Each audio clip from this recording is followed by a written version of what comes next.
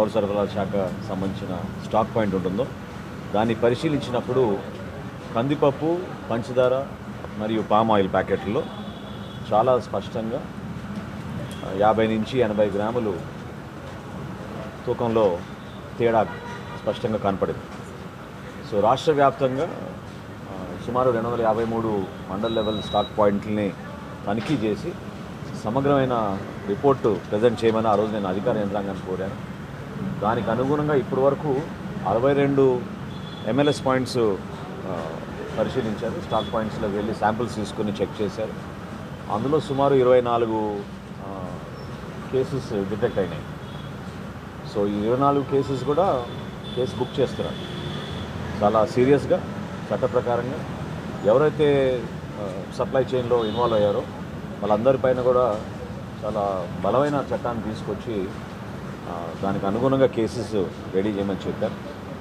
ఎల్లుండి కల్లా ఈ 253 స్టాక్ పాయింట్లో కూడా పూర్తి స్థాయిలో లీగల్ మెట్రాలజీ డిపార్ట్మెంట్, అదేవిధంగా స్థానికంగా ఉన్న జాయింట్ కలెక్టర్లు, తహసీల్దారు వాళ్ళు కూడా వెరిఫికేషన్ చేసి ఒక సమగ్రమైన విచారణ అందించిన తర్వాత తప్పకుండా వీళ్ళపైన చర్యలు తీసుకునే విధంగా స్పందిస్తాం.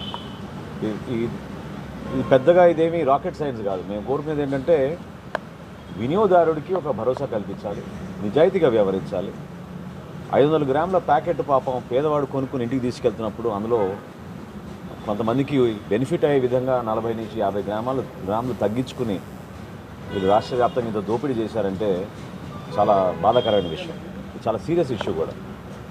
సో ఎవరైతే సప్లయర్స్ ఇన్ని రోజుల నుంచి ఇటువంటి కార్యక్రమాలు చేశారో ఖచ్చితంగా వాళ్ళపైన చర్యలు తీసుకుంటాం. జిల్లాల వారీగా ఈ రిపోర్ట్ వచ్చిన తర్వాత తప్పకుండా మీ అందరికీ మరొకసారి నేను బ్రీఫ్ చేస్తాను. ప్రజలందరికీ నేను మనస్ఫూర్తిగా చెప్పేది ఏంటంటే ఒక మార్పు ఏదైతే మీరు కోరారో అందులో భాగంగా నిజాయితీగా చట్ట ప్రకారంగా చేయాల్సిన కార్యక్రమాలు ఖచ్చితంగా చేస్తాం. ఎవరైతే కేవలం ప్రజల్ని ఇబ్బంది పెట్టడానికో మోసం చేయడానికి కోసం చేసిన కార్యక్రమాలని మాత్రం సహించేది లేదు. పౌర సరఫరాల శాఖ ఖచ్చితంగా ఇందులో అందరికన్నా ముందుంటుంది.